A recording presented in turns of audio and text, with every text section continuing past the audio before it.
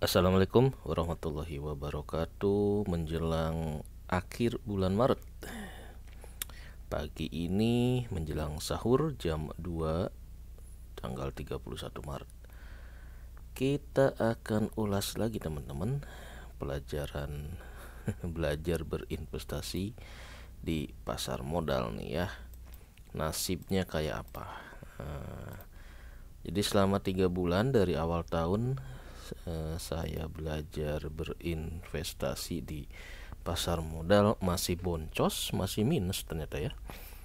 Portofolio saya masih potensial loss, meskipun ini udah profiling mulai bagus di minus 5,9, sebelumnya di 7 ya, 7,9% ya, 7,9%.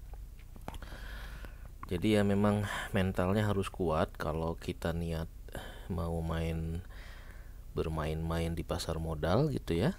Tapi jangan main-main ya, berinvestasi saham itu bukan mainan, bukan main-main, harus serius gitu ya, harus benar-benar meluangkan waktu, meluangkan pikiran, terutama ya dana juga ya, karena belum tentu kita untung terus gitu, kadang harus ya boncos juga. Jadi masalah mental ternyata ini yang paling penting, karena kalau saya lihat sharingan para senior-senior di YouTube, katanya investasi saham itu adalah permainan mental. Yang mentalnya kuat itu yang akan bertahan. Kenapa? Karena ya godaannya ataupun bullyingnya gitu ya, dibully sama harga yang naik turun, kalau nggak kuat mental nih bisa pingsan nih kayak gini ya. Oke, nah masih kenapa minus? Nah ini nih kasusnya masih karena kita belajar membeli saham IPO dan ternyata saya kejebak gitu ya. Kenapa? Karena saham IPO-nya itu di hold gitu. Nah, sebagai pemula, sebagai awalun gitu ya, sebagai orang yang baru mengenal investasi di saham dengan harga yang murah meriah. Nah, ternyata karena untuk IPO ini harganya belum terbentuk, jadi kita kan nggak bisa mengira-ngira apakah ini harganya udah mentok di atas atau mentok di bawah. Sementara kita patokan ke fundamental, ternyata nggak semua saham IPO itu linear dengan harga fundamentalnya. Nah jadi kasus saya ini kejebak di FWCT, sempat minus 13%, tapi sekarang udah lumayan, minus 8,4 ya, karena average downnya kayaknya udah lumayan berhasil di 111 dengan belajar average down. Dan ini juga average downnya ternyata ada trik-trik tersendiri teman-teman ya, nggak bisa kita mengandalkan. Nah kejebaknya itu kejebak di sini nih, saya kejebak melihat angka rata-rata ini yang menjadi patokan ya. Ternyata kita nggak bisa mengandalkan angka yang ini, saya pakai Stockbit, jadi nggak bisa melihat 126 ini. Sementara kan kita membeli sahamnya itu range harganya mungkin ada yang di bawah 100 ya, 80 mungkin untuk FVCT ini. Jadi kalau kita pernah beli sahamnya di bawah 100, katakanlah 80 ya, kalau kita ngelihat ke angka ini, maka yang 80 tadi bakal kita diemin aja. Kalau harga si FVCT lagi naik ke 109. Nah, itu kesalahan saya ya. Kejebaknya di situ. Nah, ini raport periode belajar dari Januari sampai Maret. Saat ini per ending Maret yang saya hold ada 1 2 3, ada 5 ya. FVCT masih karena nyangkuters, kemudian kemarin karena PGO itu harganya ngedrop, nah saya koleksi lagi.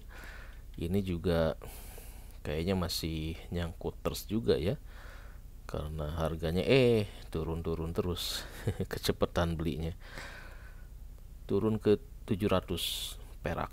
Kemudian ini PTMP Mitrapek yang dulu kita bahas sebagai saham IPO, ini saya mau dicoba diamatin lagi karena ini aneh nih ya. Ini kayaknya ada anomali pergerakannya kayak si chip gitu. Makanya saya koleksi nih, ada 5 transaksi pembelian untuk si PTMP ini. Kemudian buat Goto juga ini 4 transaksi buat sekedar belajar nih prospek saham yang unicorn ini nasibnya gimana, karena kalau kita nggak beli kita jadi nggak belajar gitu. Kemudian ada satu lagi nih, Aman. Ini juga kayaknya ini saham-saham yang ARB mulu. Jadi 1 2 3 ini khususon buat nanti di bahan belajar di bulan April. Jadi untuk yang FWCT, PGO kayaknya nih udah mulai rada-rada hafal lah ya. Kapan dia naik tinggi, kapan mentok di bawah. Ini udah mulai 2-3 bulan ini udah ada batas bawah harga pasarnya nih, kelihatannya begitu. Nah, dari semua saham yang pernah saya beli di Januari sampai Maret ini totalnya ada 33 tambah 5 sekira 38 ya. Dari 38 yang saya coba-coba beli, memang ada beberapa yang udah mulai dieksplor secara khusus fundamentalnya ya, ataupun katakanlah nih sahamnya harganya fluktuasinya enggak gorengan gitu ya. Nah, tapi ada beberapa memang yang kelihatannya harga sahamnya nih agak-agak bahaya juga kalau kita beli untuk berinvestasi karena naik turun gitu ya. Ini yang udah close, artinya saat ini udah saya jual gitu ya, sudah nggak punya. Yang open ada sekitar 33 ya, mulai dari Personal Alhidayah, ada Prodia, Antam, dan lain sebagainya. Nah, sekarang di akhir bulan Maret cuma 5 aja ya. Masih fokus untuk menyelamatkan diri dari nyengkuters FWCT dan PGO ya. PGO ini masih panik selling nih kelihatannya ya, di minggu ini ngedrop di bawah 700. Nah, ini menarik. Sambil nunggu nanti laporan Q4 FWCT juga biar ketahuan nanti harga realnya, karena ini saham-saham yang IPO nih, yang 1 2 3 ini IPO di awal tahun, jadi kelihatannya harganya nih masih agak-agak coba-coba gitu ya, naik turun. Oke, kita akan masih temanya ini ya, masih kita belajar literasi keuangan. Jadi disclaimer dulu bahwa channel saya ini bukan buat tutorial, bukan buat panduan berinvestasi, tapi ini lebih sharing aja perjalanan saya belajar mengenal literasi keuangan, khususnya belajar di investasi di pasar modal. Kenapa harus di pasar modal? Karena gini teman-teman ya, kalau kita punya duit ditaruh di bank itu returnnya dikit banget gitu, sayang gitu ya, malah kena biaya bank segala macam. Terus kita juga nggak tambah pinter kalau punya duit cuma ditaruh di bank aja. Tapi kalau kita ditaruh di saham, kita dipaksa buat belajar nih. Dari sekian puluh saham yang kita beli, kepaksa kita harus belajar nih, ini industrinya apa, perusahaan apa, prospeknya apa. Nah, itu yang ada derivatif additional ilmunya lah gitu ya. Nah, ini pernah kita bahas juga ya, investasi naruh duit di saham kayak naik gunung yang jarang didaki, harus punya ilmu, bekal, dan persiapan yang matang. Nah, ini jadi masih dalam rangka membekali diri, mempersiapkan diri untuk memilih saham-saham yang nanti jangka panjangnya layak dibeli ya, biar nggak tergoda dikit, goyang dikit, panik gitulah ya. Oke, kita mau bahas tentang ini teman-teman. Sebenarnya nih mau bahas tentang, nah ini malam ini saya mau melihat-lihat nasibnya saham si Chip, karena ini ternyata akhirnya saham si Chip ini disuspensi gitu ya, di freeze, nggak boleh diperjualbelikan gitu. Beberapa waktu lalu sempat kita amatin, memang saham-saham yang khususnya yang saya beli yang ikut IPO, karena sempat lihat prospektusnya, saya bandingkan dengan saham-saham kayak pada FWCT ataupun PTMP. Ini sebetulnya Chip dan teman-temannya tadi itu secara fundamental ya sama lah ya labanya, apalagi Chip ini lebih parah lagi nih, kayaknya labanya cuma di level berapa ya, 10 miliar atau 5 miliar ke bawah. Tetapi ini pergerakan harganya ini aneh banget. Sejak awal IPO harganya meroket terus. Nah ini yang menjadi tema pembelajaran, kenapa gitu ya satu saham itu bisa menjadi naik seperti ini. Ini menarik teman-teman, karena takutnya ini adalah jebakan.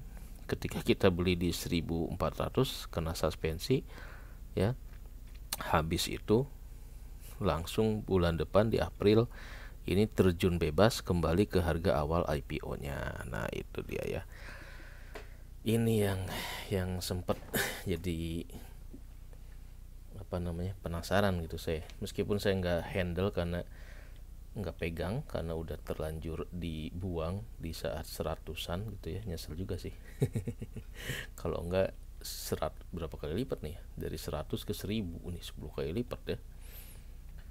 Oke, jadi kenapa nih saham si Chip ini sampai kena suspensi gitu ya. Kemudian yang paling penting adalah dampak jika saham yang kita punya ini kena suspensi gitu ya. Ini setelah di harga 1400 kena suspensi, ini kira-kira resikonya apa nih kalau kita terlanjur beli gitu ya, terlanjur beli di harga tinggi. Nah itu karena nggak semua orang kan ngamatin.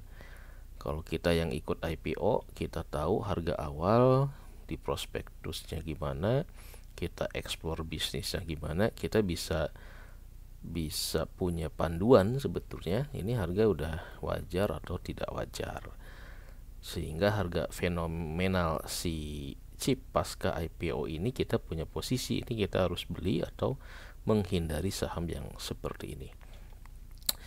Nah kalau ngelihat kondisi normal, faktor penyebab naik dan turunnya harga saham katanya ya seperti ini aja nih, ada eksternal ada internal gitu ya. Nah jadi kalau si Chip ini secara eksternal dan internalnya tidak ada apa-apa, sementara harganya ini tiap hari naik arah tiap hari, nah itu berarti yang harus diwaspadai ya kalau ada saham yang modelnya seperti ini. Kalau faktor eksternal internal ya bisa ya, bisa diekspor, bisa dieksplorasi kewajarannya. Tapi kalau di eksternal dan internal ini tidak ada apa-apa, sementara di bursa saham harga si saham itu tiap hari naik atau tiap hari turun, nah berarti itu harus diwaspadai kalau si saham itu diapa-apain. Itu sih ya. Jadi dari saham Chip ini saya ngamatin ciri-ciri saham yang lagi dikerek sama bandar gitu ya. Dan kira-kira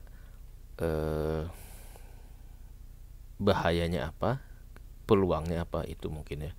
Cuma saya nggak ngambil peluang itu karena ya takut ketika beli jadi turun, ternyata malah mentok terus sampai akhir Maret. Yang saya takutkan ini karena 3 April adalah aturan ARB arah yang baru, jadi si bandarnya kayak nih ngerek terus sampai akhir Maret sampai dia suspensi ya. Nah setelah itu mungkin minggu depan nih bakal seru lagi nih. Apakah nih bakal meluncur drastis atau enggak ya, karena udah udah disemprit gitu ya, ini disemprit sama otoritas bursa kalau sahamnya nih ada sesuatu yang aneh gitu ya. Oke, suspensi. Nah, yang jadi pertanyaan adalah apakah setelah 1400 ini suspensinya dibuka, ini bakal naik terus atau bakal anjlok. Nah, itu ya. Ini pertanyaan yang menarik buat minggu depan kita amatin gitu ya. Nasib harga saham si chip ini selanjutnya bakal meroket lagi ke atas atau meroket lagi ke bawah. Kalau secara internal perusahaan tidak ada isu apapun, ya berarti ini kan mekanisme bursa aja, mekanisme pasar gitu ya. Selama nanti si emitennya bisa menjelaskan ke pihak bursa bahwa mereka ya tidak ada apa-apa, tidak ada kejadian tuntutan hukum, prospek bisnis apa mungkin ya normal-normal ya, berarti memang ini adalah murni dari permintaan dan penawaran di pasar. Nah, yang menarik lagi adalah teman-teman, kenapa dia bisa naik seperti ini dibanding si FWCT ya. Nah, dibanding FWCT pada ini juga pelajaran juga terkait dengan tadi sentimen-sentimen yang bisa mempengaruhi si harga saham gitu ya. Faktor eksternal internal. Ternyata sektor dari saham, sektor perusahaan yang kita beli itu juga mempengaruhi kepada volatilitas dari ini ya, kelincahan harga saham itu naik atau turun. Kita lihat ini, saya mengkhususkan beli saham IPO dari beberapa saham yang bidangnya beda gitu ya. Ini pada Persada adalah bidangnya outsourcing, kemudian chip ini teknologi ya, karena berhubungan dengan SIM card gitu ya, SIM card untuk operator seluler, untuk transaksi mobile banking. Nah, sehingga sentimen teknologinya mungkin ini lebih kena, sehingga digadang-gadang dia naik. Kenapa? Karena dibandingkan dengan saham di bidang teknologi sejenisnya gitu ya. Jadi kalau dianggap dia rendah, sementara saham teknologi yang lain lebih tinggi rasionya lah gitu ya. Nah, ini otomatis dia naik. Nah, beda dengan bidang-bidang yang memang kayak FWCT bidang perkayuan, mungkin perusahaan sejenis di perkayuan ya udah sama jadinya. Ya seperti inilah, harganya mentok di 100 perak terus. Oke. Nah, balik lagi ya. Ini kenapa disuspensi? Ya itu ya. Kenapa sampai otoritas bursa mensuspensi suatu saham? Nanti kita lihat nih. Nah, ini dugaan saya ini karena dia naik itu adalah karena ini ya.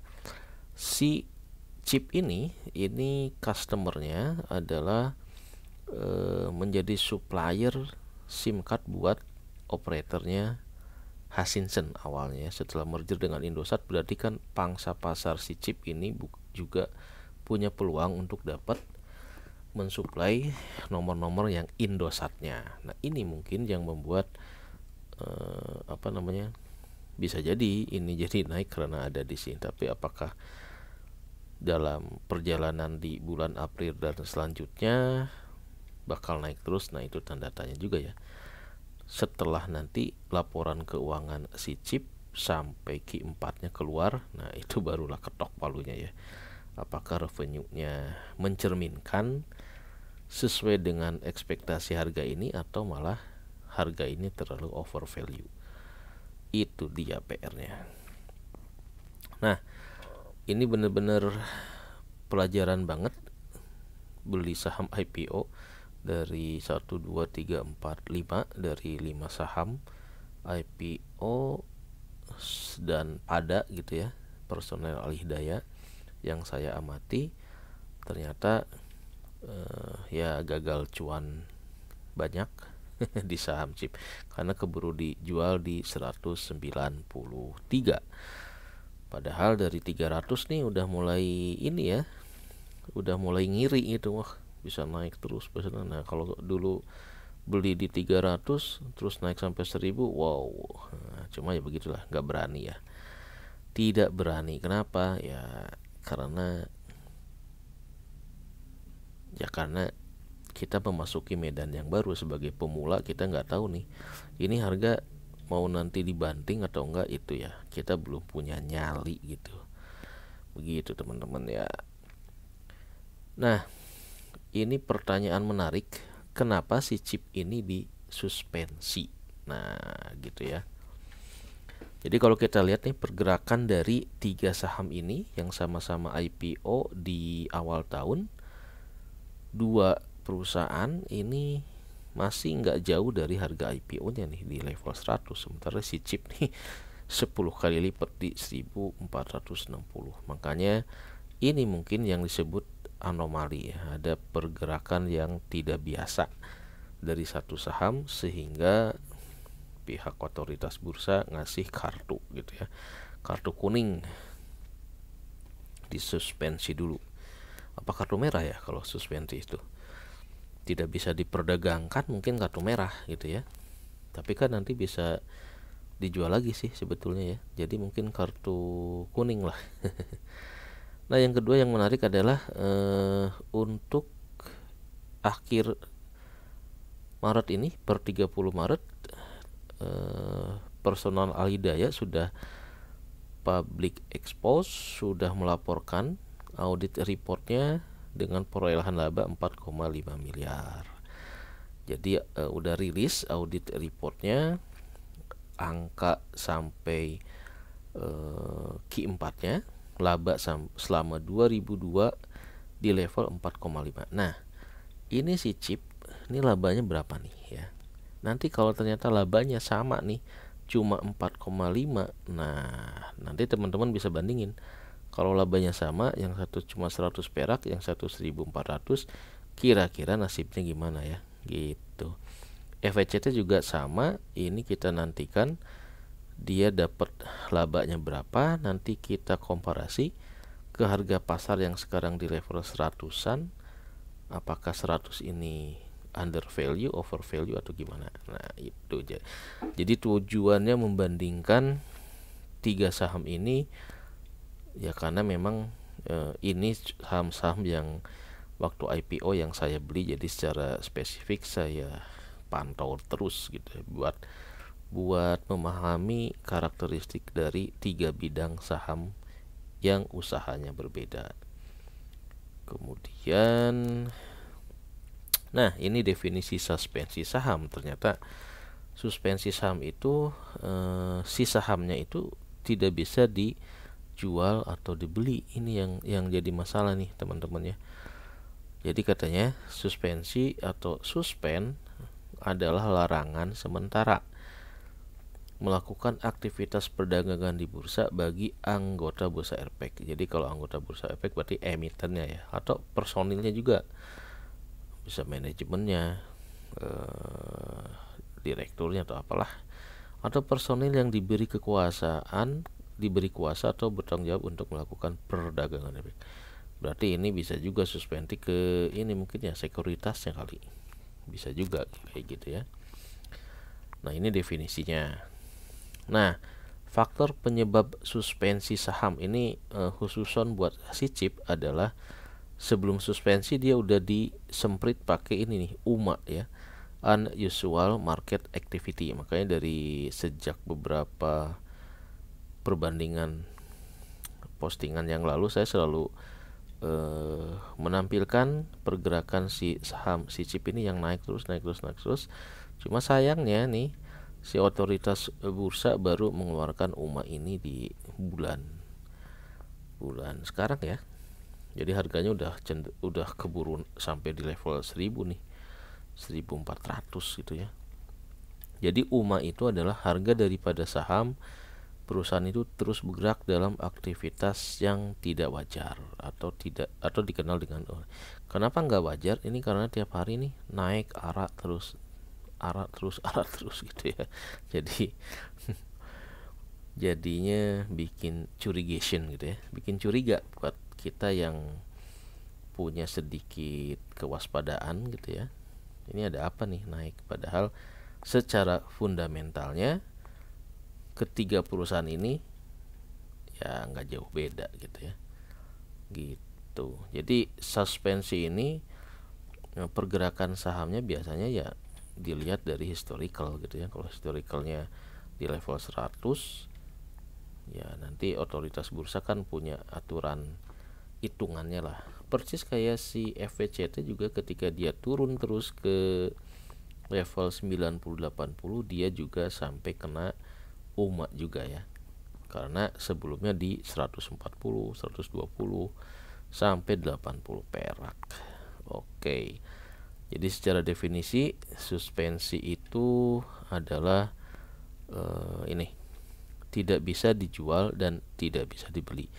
Nah, yang bahayanya teman-teman, jadi kalau saat suspensi seperti ini berarti uang kita kan nyangkut ya di saham tersebut. Kalau suspensinya sehari 2 hari, seminggu lah gitu ya, enak gitu ya, bisa kita cairin lagi minggu depannya, dijual kayak atau apa. Tapi kalau suspensinya ternyata lama banget, nah ini berarti saham kita ya udah terkubur di sini. Kalau memang penyebab suspensinya itu ternyata dari faktor internal gitu ya. Ini apa nih? Ini sama kayaknya. Ketika harga perusahaan bergerak tidak wajar atau liar, kemungkinan besar Bursa Efek Indonesia akan melakukan upaya suspensi saham, sehingga otomatis saham tidak bisa diperdagangkan di pasar saham. Oke. Jadi intinya kalau kena suspensi ya ini bahayanya ya, kita nyangkut gitu. Kalau nyangkut terus masih enak, masih bisa kita cut loss, duit masih kita bisa ambil. Kalau ini benar-benar duitnya nyangkut, kita opportunity loss ya, gede di situ. Nggak bisa diversifikasi ke saham yang punya potensi besar lainnya. Nah, ini teman-teman ya. Suspensi SIP di harga 1400 ini kalau kita hitung-hitung dengan data yang di prospektus dulu, ternyata ini price to book value-nya nih udah segini nih. 24 kali gitu ya. Dengan asumsi hitung-hitungan di prospektus yang lalu, kita proyeksikan, kalau saya hitung-hitung kasar-kasarnya ya, setelah dana IPO masuk gitu, maka price to book value-nya ini 24.7 kali. Nah, ini apakah over value atau enggak, saya kurang paham juga ya. Tapi kalau dari komparasi dengan perusahaan yang IPO lain, ini memang udah berpuluh-puluh kali naiknya. Nih kita lihat valuasi pasca IPO dari saham IPO yang saya beli. Ada pada ini pricingnya kemarin itu di 110 ya, dengan data prospektus yang lalu ini masih di 2.4. Kemudian FWCT ini juga karena harganya dia turun malah di bawah 1, 0,72 gitu ya. Nah, si chip karena harganya nih sampai naik ke 1000, ini price book value-nya 24.7 kali, ya 10 kali lipatnya dari dua perusahaan yang sama-sama IPO, yang sama-sama labanya juga nggak jauh beda sama si chip gitu ya. Ini yang jadi tanda tanya sebenarnya. kalau kita ngelihat indikator-indikator seperti ini harus ngapain ya, atau tetap hold atau potensi kedepannya kalau udah over value apakah harganya akan terkoreksi. Nah ini kurang paham ya, kurang tahu juga apa yang akan terjadi di bulan April nanti gitu ya, karena sampai akhir minggu ini kayaknya masih dibuka masih di suspensi ya, jadi sampai Maret mungkin nasibnya nih si chip akan tetap digembok gitu ya. Nanti di April baru deh gembok dibuka, dan apa yang akan terjadi dengan fenomena yang price book value-nya udah di 24 kali ini, apakah bakal ngedrop atau bakal naik lagi justru ya. Si chip ini menarik ini. Nah, kenapa dia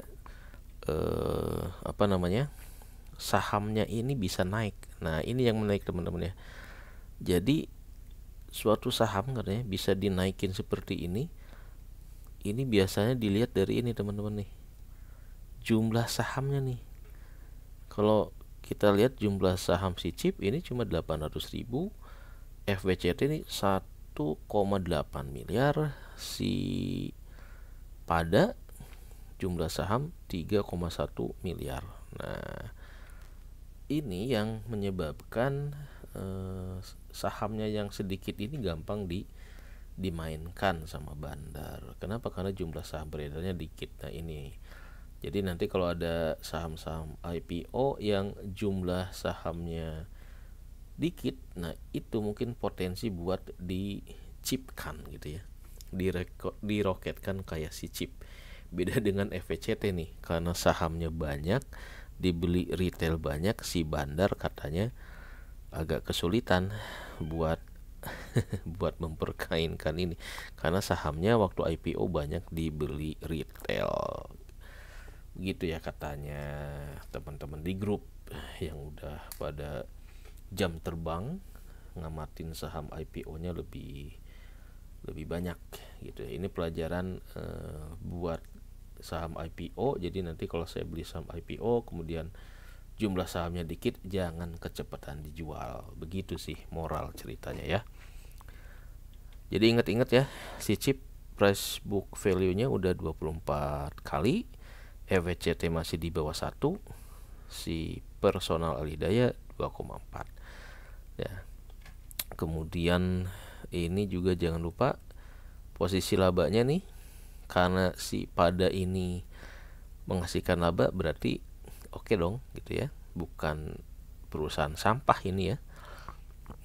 Kalau perusahaan masih bisa menghasilkan laba ya punya prospek untuk kita hold gitu. Cuma masalahnya berapa banyaknya harus kita hold dan di harga berapa. Oke, ini udah si valuasinya. Nah ini nih, ini yang di prospektus tentang si chip ya, dimana dia customernya hanya Indosat sebetulnya ya, hanya Indosat gitu. Sebetulnya riskan gitu ya, makanya resiko utamanya dia tergantung banget kepada si Indosat Ooredoo Hutchison. Takutnya gini, karena ini habis merger, si chip ini customer si Hutchison. Ketika merger dengan Indosat, takutnya justru vendornya Indosat yang dapat project buat si chip, jadi si chipnya kalah gitu ya. Itu juga harus dipertimbangkan gitu. Makanya ini masuk di resiko utama gitu ya, seperti itu. Oke, kita ini lagi ya, masih wajarkah harga chip? Nah, jadi si chip ini menjadi pemasok terbesar untuk pemenuhan produksi SIM card, kemudian stretch card yang digosok-gosok, dan fulfillment ke Hutchison Indonesia. Kemudian juga dia mensuplai ke Bank Sentral Asia, tapi ini minor banget ya, cuma dikit gitu omsetnya. Oke, ini transaksi digitalnya seperti ini ya. Dengan adanya 4G ada prospek memang si chip ini untuk ya dapat orderan, karena sekarang rata-rata kan masih 5G gitu ya. Ada MFC-nya juga, ganti kartu atau gimana lah. Saya kurang paham juga nih ke depan apakah masih smart card ini bakal dibutuhkan atau enggak ya. Kalau ada, karena berurusan sama teknologi, berarti dengan adanya teknologi bisa aja ada teknologi baru ternyata udah nggak pakai smart card gitu ya, pakai yang lain, ada nggak ya? Oke, ini valuasi saat awal. Nah ini teman-teman ya, pada saat IPO harganya cuma 160 IPO-nya ya. Kemudian price book value-nya cuma 0,27. Sementara sekarang udah 20 kali, udah naik berkali-kali lipat. Nah, ini pada saat Februari masih seperti ini posisinya. FVCT masih 112 ya, 119, 112. Oke. Ini adalah labanya ya, laba rugi dari si chip di level 6 miliar ternyata teman-teman ya. Sampai Desember 6 miliar, sampai Juli 6,5. Laba rugi sebelum pajak. Jadi di atas si personel alih daya. Personel alih daya itu di 4,5 miliar. Sementara dia di setengah tahun di 6,5 miliar. Laba rugi pajak penghasilan sebelum pajak penghasilan. Oke, kayaknya itu aja untuk si chip ini.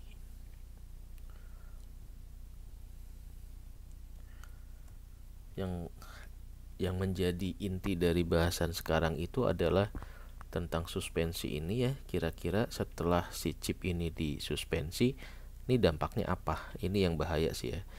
Takutnya justru ini longsor ke bawah, balik lagi ke harga IPO gitu ya.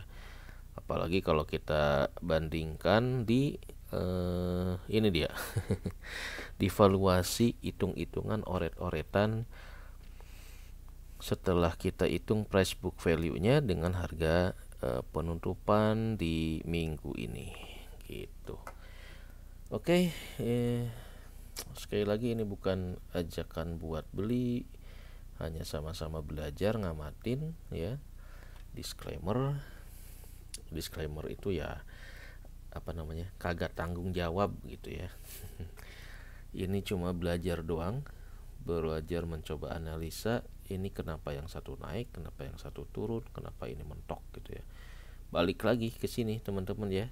Ini harus benar-benar dikelotokin nih faktor penyebab naik dan faktor penyebab turun dari suatu harga saham, biar kita nggak kebawa keseret bandar yang mempermainkan harga saham itu. Kenapa ini bisa dipermainkan? Ya karena ini tadi jumlah sahamnya ternyata cuma sedikit yang dilempar ke pasar. Oke, nanti kita eksplor lagi untuk faktor-faktor ini. Kayaknya setiap saham harus punya analisa faktor eksternal dan internalnya ya, biar kita makin mantap untuk mempertahankan apakah saham itu bisa kita hold di di jangka lama gitu ya, di jangka yang lama atau ya kita harus hit and run gitulah. Oke, kita tunggu nanti audit reportnya sampai sampai ke bulan Q4 ya, agar kita bisa update nih apakah memang layak di harga 1.400 itu atau kayak gimana gitu ya. Ini campur aduk nih. Nah, ini teman-teman nih. Kalau teman-teman, wah itu kan BCA pelanggannya, pelanggannya cuma segini. 0,2 miliar itu berapa? Itu cuma 200 juta gitu ya. Jadi si chip ini 99% jualannya adalah ke Indosat gitu. Ke BCA-nya mah ini doang ya, nggak terlalu banyak gitu. Jadi yang pegang saham chip silahkan baca prospektusnya, perdalami lagi, dan ya dieksplor lagi lah. Apakah yakin harus nambah portfolionya atau mengurangi atau gimana setelah adanya informasi-informasi nanti di audit report yang mudah-mudahan cepat rilis biar ketahuan ya progres dari kinerja si chip ini seperti apa. Oh gitu ya, apakah naik apakah turun gitu. Oke, kita sahur dulu. Udah jam 2:30. Wabillahi taufik walhidayah. Wassalamualaikum warahmatullahi wabarakatuh.